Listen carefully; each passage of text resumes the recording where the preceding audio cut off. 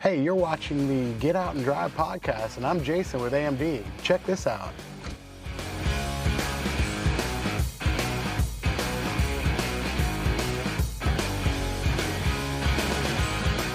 It's Blinky, but it's not Pac-Man Blinky. Yeah. My gosh. Eddie, you're old.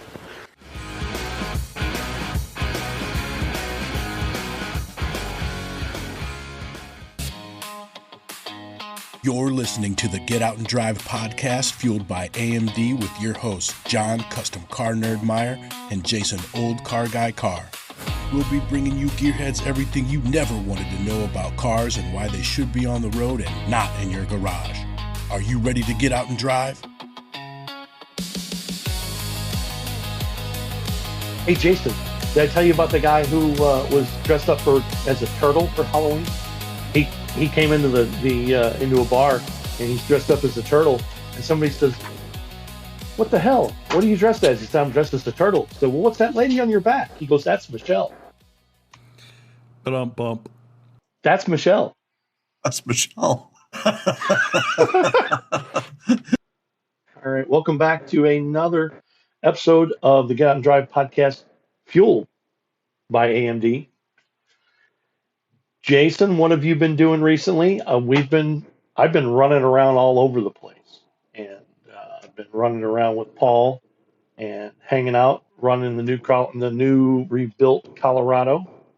What have you been doing? Well, I still don't have my Suburban running. Okay. Exhaust showed up on Monday, so I'm hoping that this weekend we can get the exhaust on it. Did you get a kit? It was a do-it-myself kit, so I just ordered the pieces that I thought I could make something work. It's all stainless. Okay. From the great folks at Lyle's Stainless Steel. Awesome. Just outside of Hamilton, Ontario.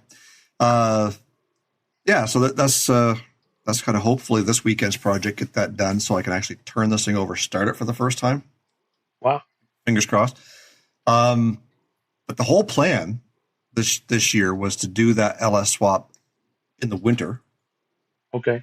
To put a few miles on it so that I could maybe drive it from the East Coast to Chicago for the start of Power Tour 2026. Okay. Clearly that didn't happen. Even though John and Joanne were kind enough to open up a spare bed in the event that something would transpire, because as you guys know, Power Tour. I never agreed to that. You never agreed to that? No. Oh, well then you can't do that. Earlier when I said it was okay, it's not. Well, there you go. See, I know where I stand now. Thanks, Joanne. Karma. You're welcome. So as you guys know, Power Tour sailed through St. Louis, Missouri. If you've been watching YouTube or following Hot Rod Power Tour at all on any platform, you'll know where that route was, following Route 66 from Joliet, Illinois, clear to Tucson. John, you and Paul actually had an opportunity to make a day at Worldwide Technologies. How was that? That was pretty cool.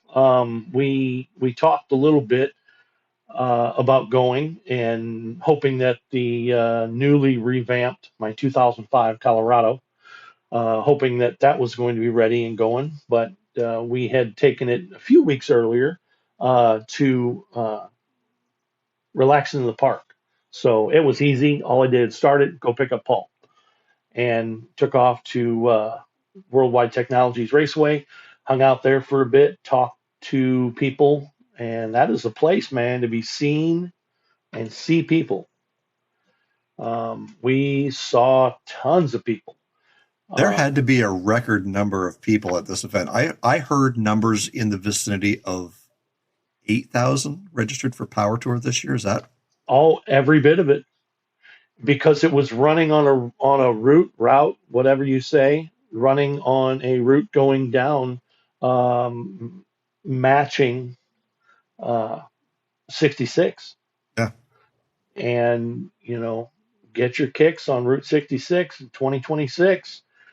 Everybody is running. So Power Tour decided to start in Chicago, and they ran all the way down to Tulsa. And there was a lot of neat rigs that I've been following along this year. One of them, if you guys don't follow, HH Wheels on YouTube. What was it? What do they call it? The Coca-Cola? No, the Denim Machine. Denim Machine, which is a Levi's Coca-Cola Ford deal that happened in 76. Yep. For the bicentennial. Yep. One of these machines was unearthed from somewhere. Original, fallen off paint, all that. Yep. And HH Wheels YouTube channel, they went and got it for somebody else and got it running and cleaned it up, and they started Power Tour with this thing. And I saw all kinds of pictures. I had to go looking for that HH Wheels YouTube channel because I only saw it on the Power Tour first. Right. And then I went back. Yeah. Go check that out. That is a great father-daughter team that has put this thing together. And the guy who owns the van, get his name. I think it's Jeff something. Anyways, he's going to completely restore this. Yeah, that's it right there. They're going to. He's going to completely restore this thing, and I'm not sure if he's going back to the original sucky flames that you see there in that image. I from what I see, he's going to make it back to the giveaway sweepstakes looking van. I mean, that's the only way to go. That's the only way. I mean, that's the whole style behind it. Sure, but there's so many of those vans out there. So I shouldn't say that, because there's only 14 or 15 left in existence out of the original 300 or something. Whatever it is, I don't remember how the giveaway or how the marketing went or whatever, but he did meet up with another person that has one that's the original owner recipient of it from a radio station. Wow. And he took pictures, and he met that guy somewhere on the Power Tour route, and he took pictures of both of them together. And the guy happened to be a Coca-Cola collector, and he won it back in 76 from a radio contest. That's really cool. And you know what? We could probably talk all day about HRPT 2026, even though it was the 100th anniversary of Route 66. Yes. We're talking conspiracies in this episode, and there's one in particular that we're going to get to here in a minute. But the moon landing? Oh, that was totally fake. Okay. Yeah. We're talking about conspiracies in the automotive trade, but before we kind of get to that, one of the things that I just want to talk about is, John, what are some of the mainstream conspiracies that are out there that people fall for, or are gullible enough to believe are real, or have zero faith in humanity? And this is where we're at. And you can get political. I mean, you don't have to, but throw something out there that's just off the wall. Area 51. Groom Lake, Area 51. Which Area 51 exists. Yes. That's common knowledge. Area 51 exists. Groom Lake exists. Yeah. It's not about these places. It's about what's inside. Well, you ask about that, and it is it's Operative Talent supports young car enthusiasts with knowledge, skills, and hands-on experience to become the driving force behind future breakthroughs that will shape the industry's future. Operative Talent is connecting aspiring talent with the vibrant world of vintage, classic, and muscle cars, and sharing exciting opportunities, success stories, and news within the field. Operative Talent is dedicated to exploring endless possibilities in the automotive world for interested youth pursuing a career in metal fabrication, bodywork, paint, graphic design, marketing, warehousing, or project management. And you know it's cool because it's supported by the Richard Petty Foundation and our friends at AMD. Find out more at operativetalent.com.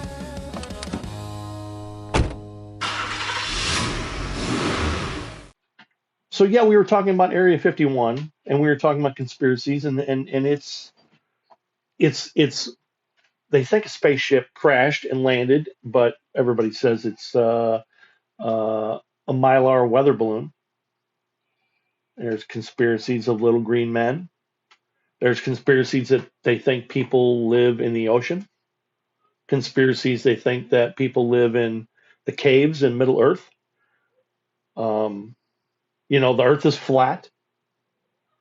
There's conspiracies of the ice ring around the Earth, being the Earth is flat. The Earth is a dome firmament. We're all in, a crazy, like, virtual reality, some sort of crazy Truman Show. Alternate universe. The Matrix. Matrix. Right, alternate, yeah.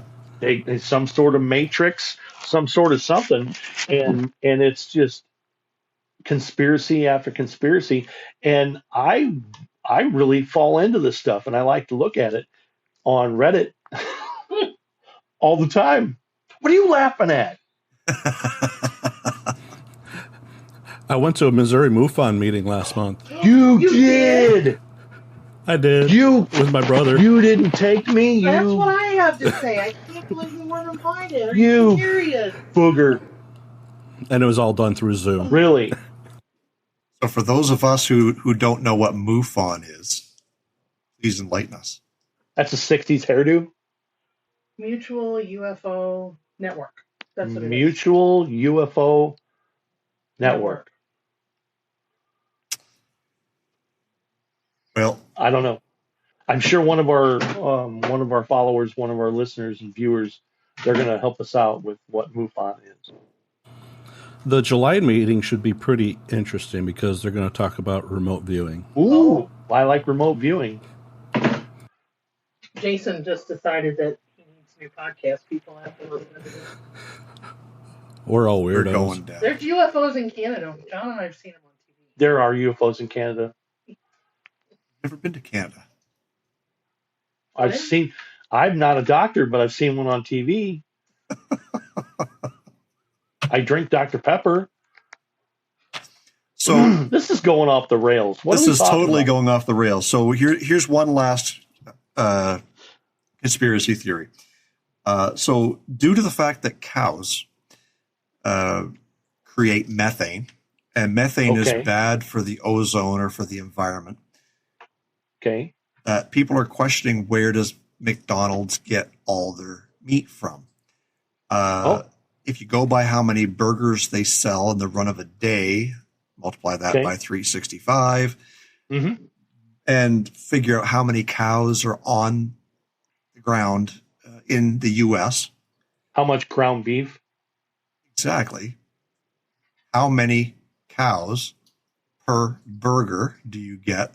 And some people are saying the math just doesn't add up. So where is the McDonald's beef coming from? Oh, Brazil. Maybe. So maybe. keep that in mind. Okay, let's take the beef from here. We'll just put it over here just for a second. All right. Ticks. Ticks are worse this year than any other year. Okay. Supposedly the Lone Star tick is from out of Texas, apparently. And if you get bit by this tick and you develop Lyme's disease, then Lyme's Yes. disease Yes. gives you an allergy to red meat. I thought it gave you an allergy to margaritas. That too. So if you take the allergy to red meat, then you're not going to be able to eat red meat. Where are the ticks coming from? Some will say the government. Oh, you think If they're you get- planting them? So if you get Lyme's disease over here, Okay. you're allergic to red meat, you can't eat the McDonald's burgers over here. And if you can't eat the McDonald's burgers, you're not eating the cows that are dying to feed you. Therefore, you're not growing cows who are creating methane that's killing the planet. Definitely a conspiracy. Wow. Follow my lead. They're That actually went around the block. they're Go calling across it the street. they're calling it alpha-gal syndrome. Alpha-gal Alpha-gal? syndrome. Yes. I've met a few of those. And I have a family member that has it. So there you I go. have a friend that has it too. Yeah. Actually, So- we know two people. I know two people that have Alpha Gal. Apparently, I do too, Ah, okay. by association. So these are some of the things that's going around that you can either believe or not believe, choose to fall in line or choose not to. In the I want to believe. in the automotive world, we all want to see our next generation of car enthusiasts come up through the reins of, guys like you and me and our kids Mhm. doing what Mhm. we do. We also want to see those cars stay and be a part of Right. what it is that we do. But we also know that in places like communist California, that they're creating laws Wow. and rules that Mhm. are against some of these older cars and us, our hobbyists, guys like you and me. Okay. Right. So cash for clunkers. Ugh. That happened because of the government. The government wanted to give you and I a good lump sum of cash for our junky cars so we would just go buy a new one. Why do they want us to get into a new one? Because they don't want us fixing the old one, Thanks, Obama. right? Again, Oh, I remember. another conspiracy theory. Were they trying to help us boost the economy by giving us $3,000 for a $300 junker? They were trying to get the old cars off the road is what they were trying to do.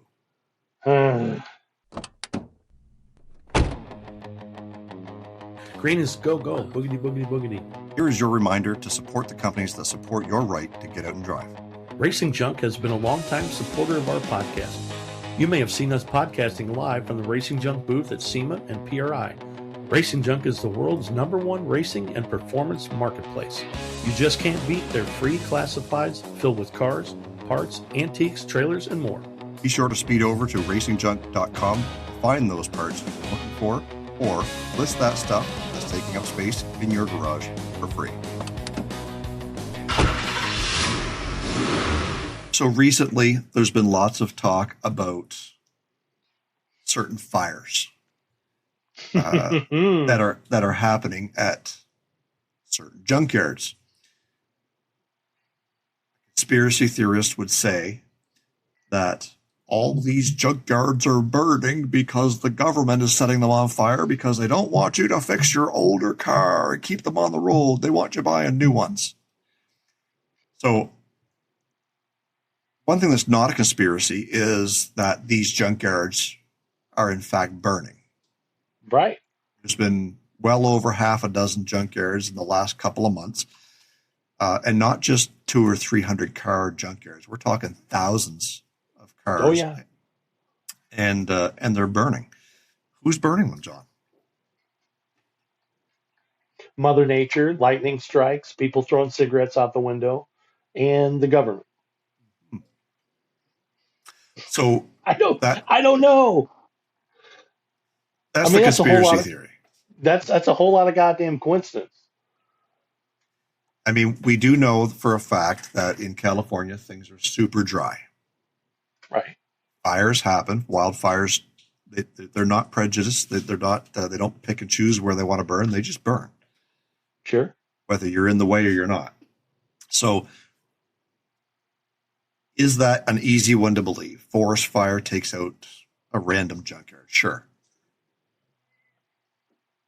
But but a lot of Eight- junkyards, 8 or 10 of them in the span of a short period of time.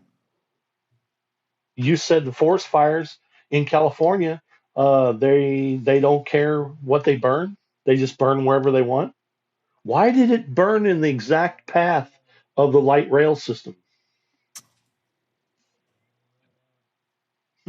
Purely a coincidence, John, Yes. because that particular system follows the mountains. Oh, So in the valleys, that's where the fire is going to go in the valleys to follow that. And that's got to be the reason, right? I don't buy it.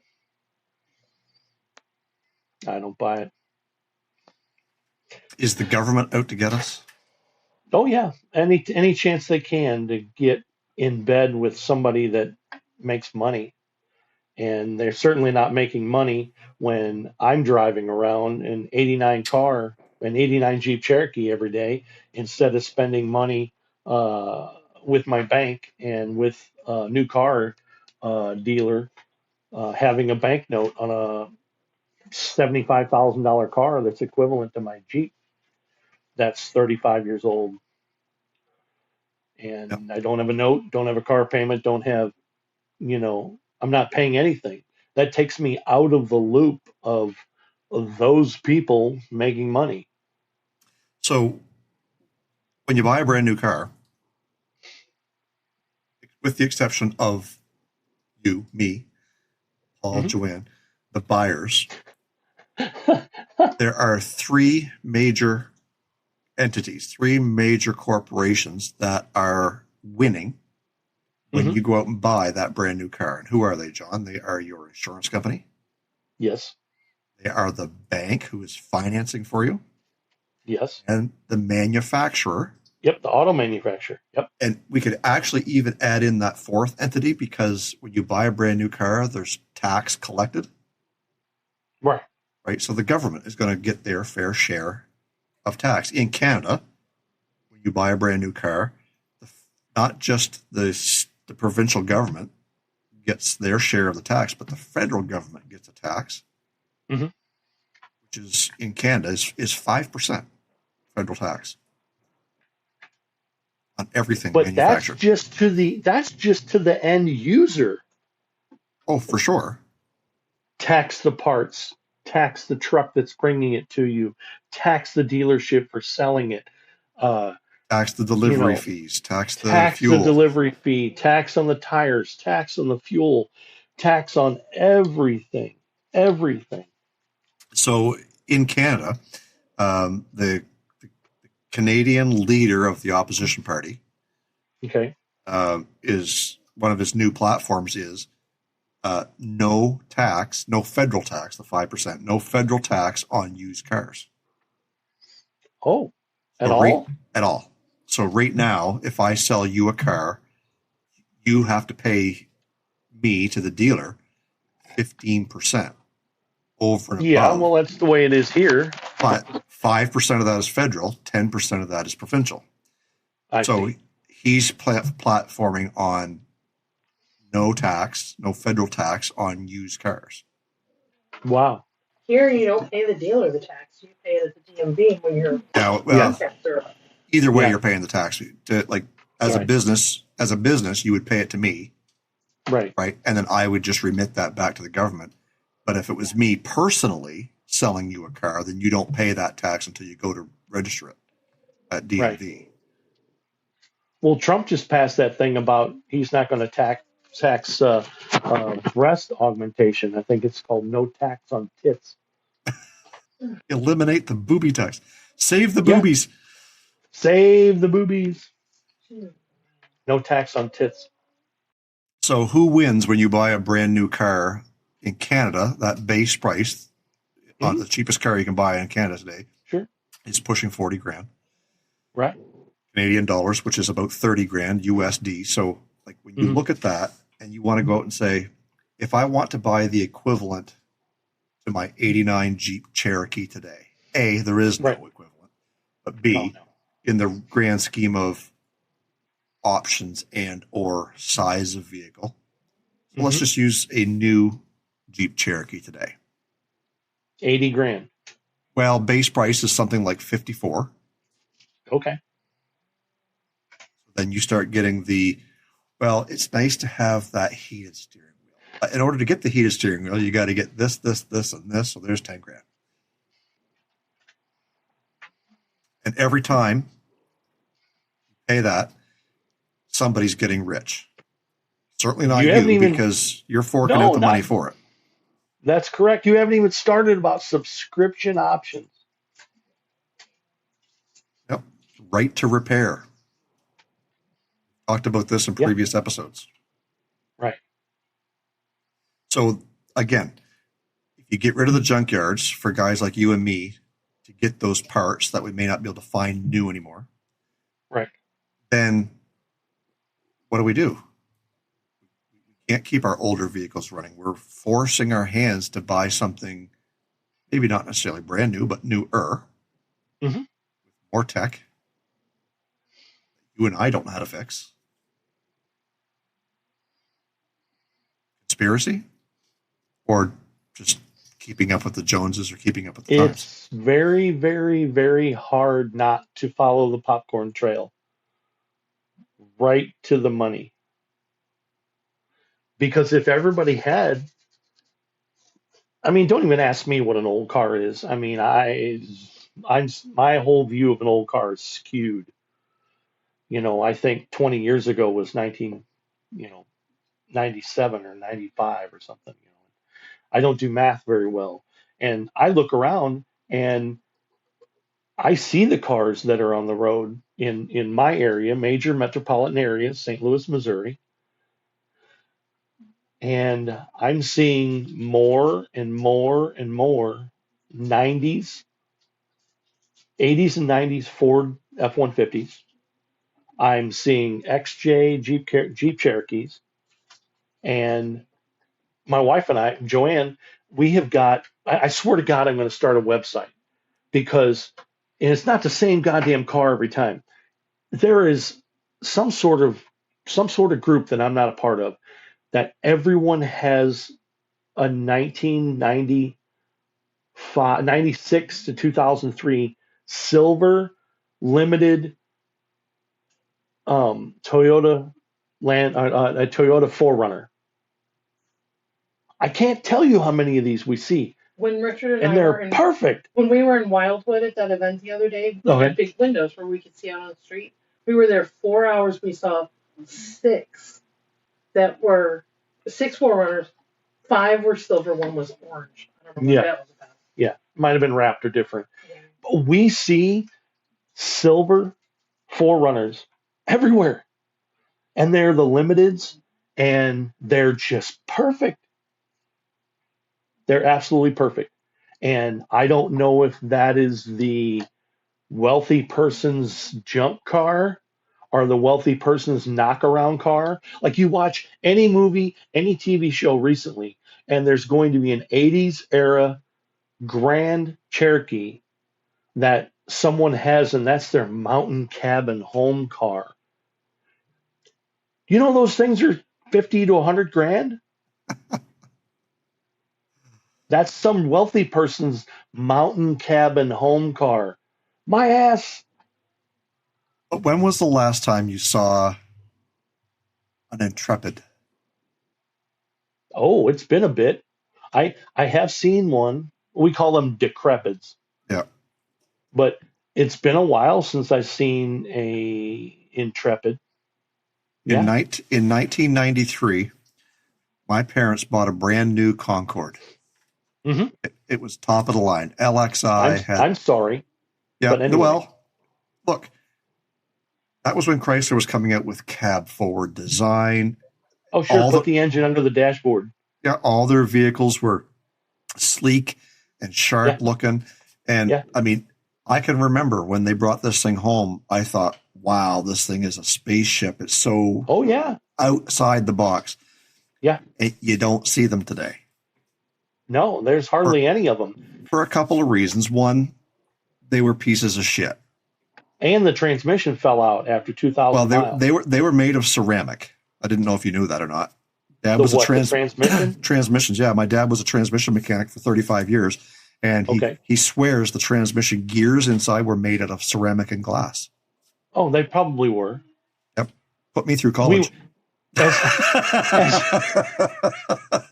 As a person that worked at a Dodge dealer all through the 90s, I remember going to all of the production, the super wow, and we had to go get explained to us so we can explain to the customer all the new features of all of the, I think that was is it LX platform or something it's called or whatever? Yep. I think that's what it is.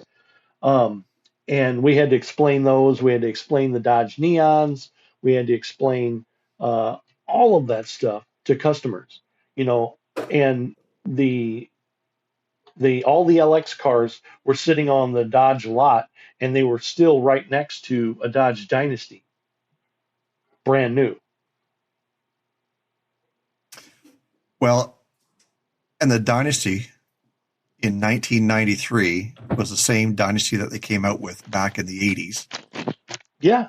And they didn't change, so they just looked old. Nope. And when this new LX platform came out, everything was absolutely spaceship. Oh, it was nuts. But there's a reason why today, 33 years later, we don't see any of these cars on the road. And if you do, they're likely a POS still. Yeah, still. But they didn't get any better with time. They didn't last. No.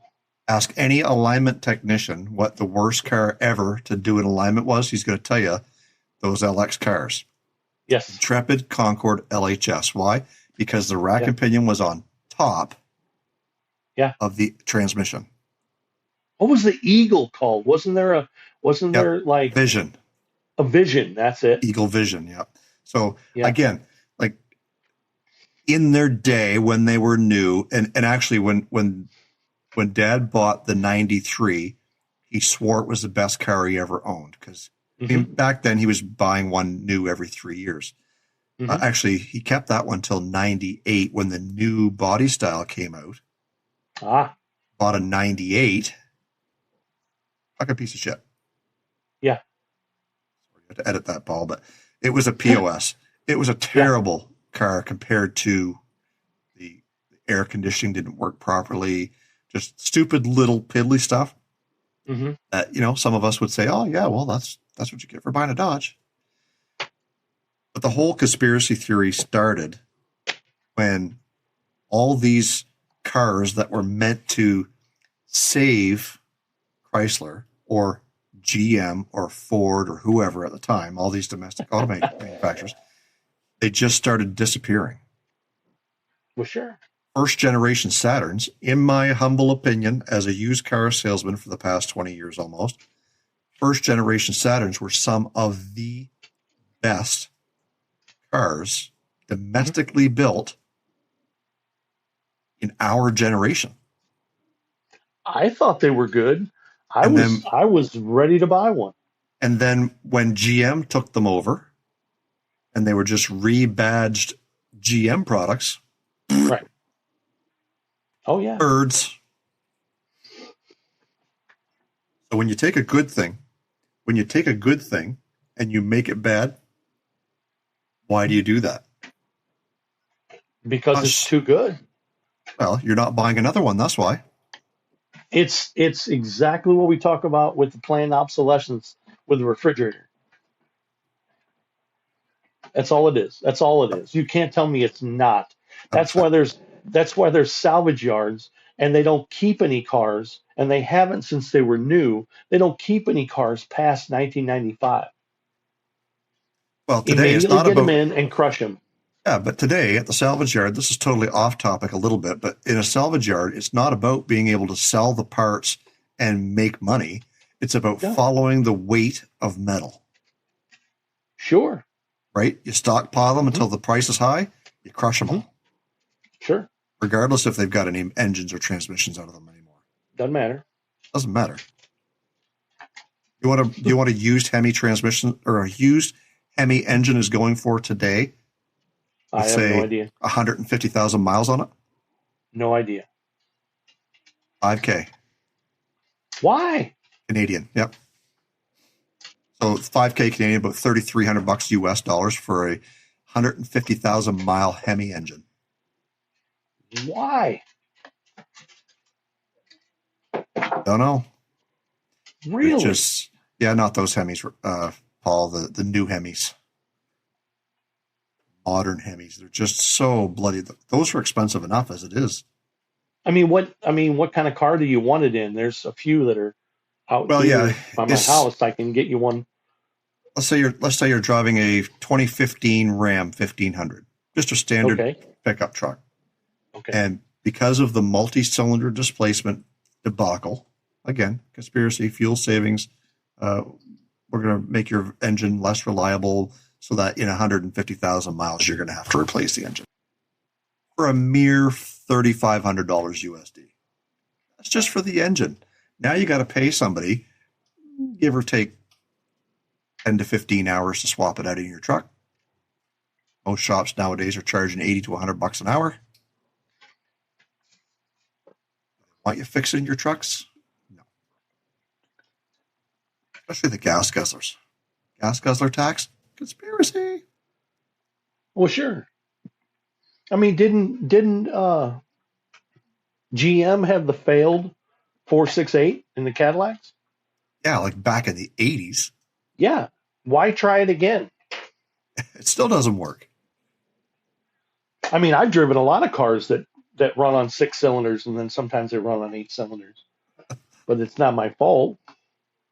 It's not planned. Like the stop-start feature. That happens on all my cars. Yep. So, I mean, do you have any real proof of anything, or is it a conspiracy theory about parts being eliminated? Yeah, well, again, I think what it boils down to is just that proof. Do you have any hardcore proof, or is it all circumstantial? I think when it comes to conspiracy theories, if you can throw enough circumstantial evidence together, you can make a case, because your case isn't standing in front of a superior court judge. Your case is standing in front of the court of public opinion. And as long as you can get enough people on your side to believe what you're saying is true, you're the best damn salesman on the planet. Okay. So do I think that the government has a hand in eliminating the ability for you and I to restore, repair, carry on driving our 20, 30, 40-year-old vehicles? To a point, I would probably say yes. I'm not a conspiracy theorist by no means, but I think there's a lot of things pointing in the direction of, we don't want you driving your old stuff. We want you buying the new, better for the environment, better for the planet, better for you and me, more efficient, less cost, blah, blah, blah. I have a hard time being on board with that, because big industry and government have been like this since the beginning of time. Well, yeah.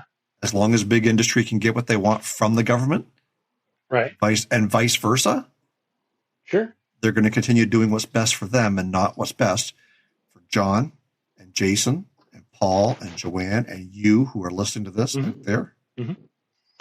Again, I got no proof. That's where I'm at. Ridiculous. Now, I mean, I was going to say something about you were of the government having control of the features on your car. I'm hearing more and more and more about that, because when OnStar first became a thing, I can't remember, 98, 99, whenever it was, I don't remember. Do you remember when OnStar came? They were pretty much standard on anything in 2000 when I was selling new cars. So I think it was just within 3 to 5 years before that, probably. Okay. And you used to hear news stories of all the time that, someone stole my car, and, you can stop it with OnStar or track it or whatever. And they said, oh, no, we don't have the ability to do any of that. My right foot, they certainly had the ability, maybe not to stop the car, but they knew where on our tiny planet that thing was at any given time. It's no different than the buy here, pay here, Billy Bob lot trackers that you can put on a car, so the little black tow truck knows where to take it in the middle of the night. And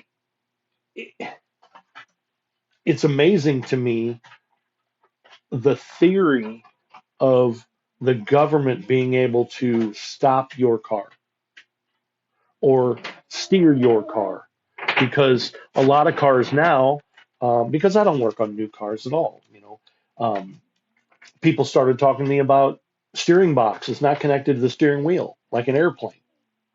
The stick is not connected directly to the wings. It's fly-by-wire and all that. And the computer, if you can get to it, can tell the steering to stop working or can be taken over by something or whatever. I don't want a car that somebody else can drive. It's crazy to see a Waymo without a person in it. Well, and I think that was one of the biggest one of the biggest conversations with the Cybertruck when it first came out, because it is steer by wire.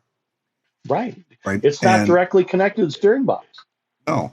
So I think when the whole point, like to some degree, if you've got somebody who's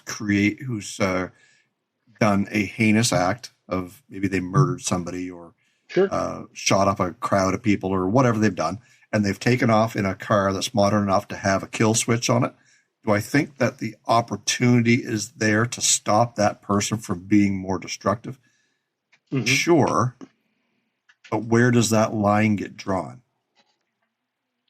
Right? Does that line get drawn if I say something hateful or bad towards the president or the prime minister on my social media? Does my car now get shut down because all of a sudden the ability is there to shut me down?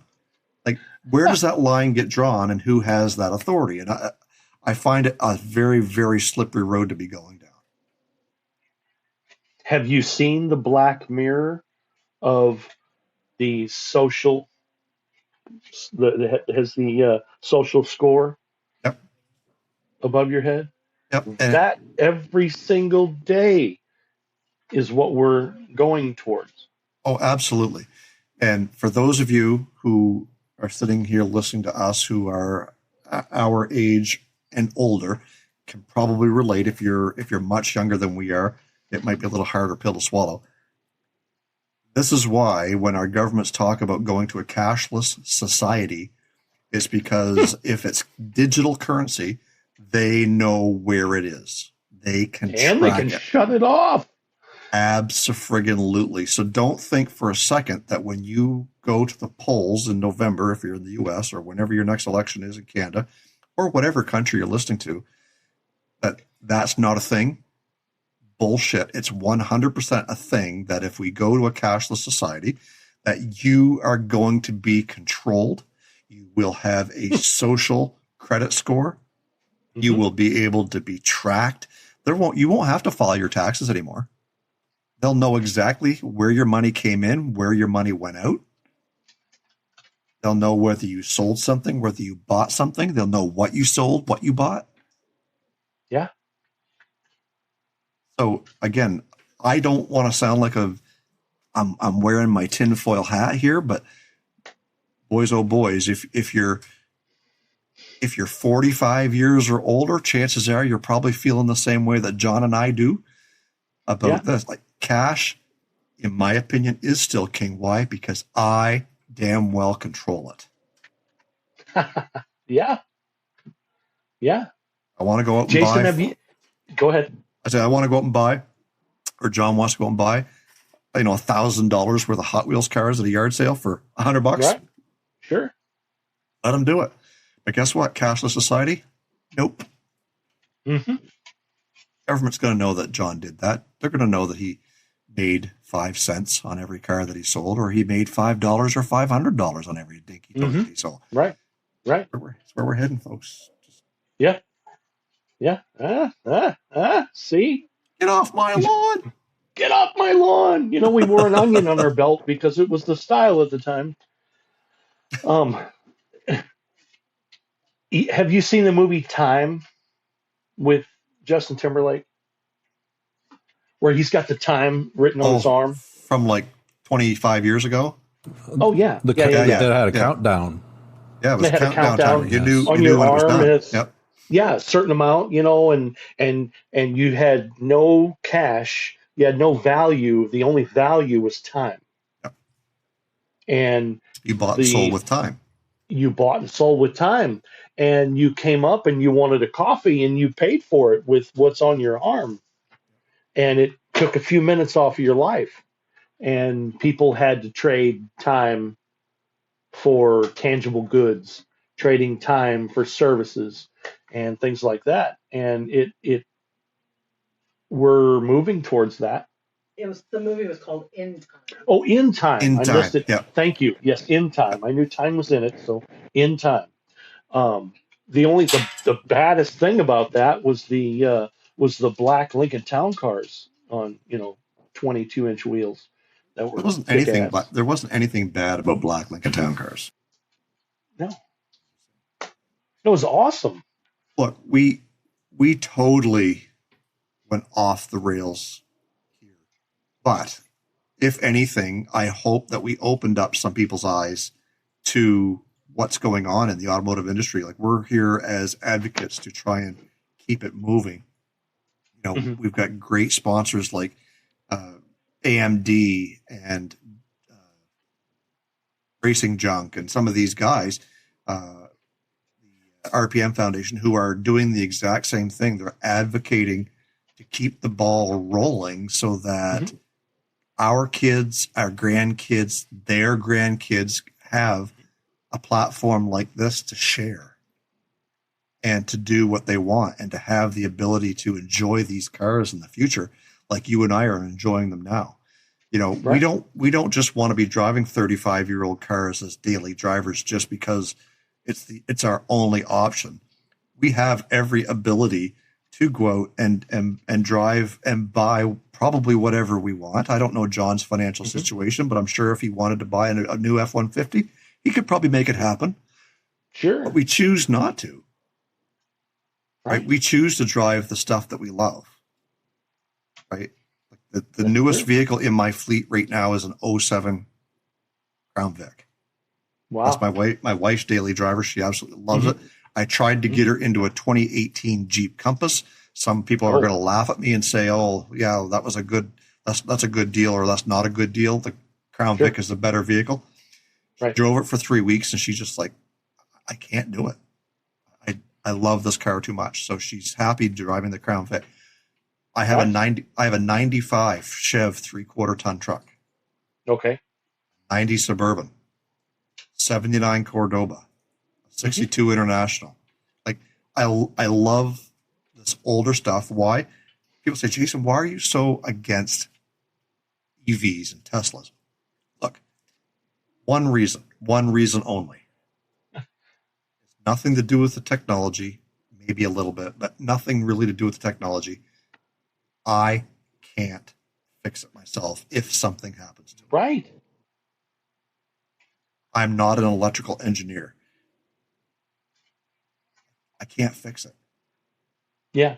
I get frustrated when I look at a little black box with 10 wires coming out of it and it doesn't work. And I buy another little black box with 10 wires coming out of it. I put it in and it works. I can't handle that.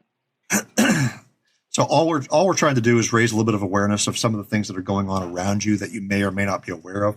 If you're not a car guy, chances are you're probably not listening to us anyways. But if you are, you can relate to some of the things that we're talking about, and understand that, like, digital currency is real. Cash for clunkers was real. These junkyards burning in the desert, yeah, they're burning. Do we know why? Nah, probably not. Maybe it's somebody who's running it that feels it's worth a lot more burnt than it is selling the garbage out of it and collects it on the insurance. Who knows? Maybe it's the government burning it down with a wildfire. I don't know. Either way, start using your brain, looking outside the box. Stop realizing that the government isn't necessarily working for you. They're working for themselves. We're just here. What was that that Reagan said? He said the worst thing you could hear is, "I'm from the government and I'm here to help." I'm here to help. Yeah. Reagan said to that. Run the other way. Reagan said that. Yeah. So, not the devil with the head that turns around. Ronald Reagan. Ronald Reagan, like President of the United States from 1980 to 1988. Yes, that guy. 40 years ago. Yes, the movie star. But he said that. And here we are now, like 20 years ago, when if they said, "Well, who was the president?" and you said some actor, Ronald Reagan, people would laugh at you. Yeah, well, here today, folks. Yeah, well, And whoever's listening to this, if you do have conspiracy theories or some kind of crazy thing that you totally believe but may not have the exact proof behind, let us know about it. I'd love to know. Automotive conspiracy theories, anything. Regular conspiracy theories about something that happened in the world that you know for sure, and you're going to die on this hill, but you have no proof. You got to let us know down in the comments. Let us know. And Ralph Nader, if you're listening from the other side, this episode is dedicated to you, my friend. Ralph. That's a whole nother. Ralph Nader and Al Gore. We should do a whole episode on those two guys. No? That's why they call that, the Al Gore rhythm. When you look up something and it comes in, that's because the internet was invented by him. That's how he left his mark. It's okay, John. Anyways. That's a groaner. That is an absolute groaner. And we're going to end off this episode by thanking everybody for listening to the Get Out and Drive podcast fueled by AMD. If you've got an episode for a show that you'd like to hear John and I bullshit back and forth about, head on over to getoutanddrive.com. Scroll down to the listener section. What do we call it? Listener hotline. Scroll down to the listener hotline and leave us a message. Tell us what you think would be a great topic of conversation. And if we use your topic in a future episode, we'll be sure to get you out some stickers and maybe a T-shirt or something like that, because we really do appreciate those who reach out to us. And it's great listening and reading those comments. So thank you very much. Make sure you guys wish John a happy birthday, and we will see you guys. It is my birthday today. Yes, it is my birthday today. As of this recording. As of this recording, June 18th, 2026. Yeah. So now that you've got his birthday. 55 years ago, I was born into this mess of a world. And if you're listening and you want his, now that you've got his date of birth, you've got his social security, it's 117-25764. Yes. Or whatever those numbers are. His home phone number is. Anyways, thanks, guys, for listening to us ramble on about conspiracy theories. I hope you enjoyed it, and we'll see you guys on the next episode of the Get Out and Drive podcast, fueled by AMD.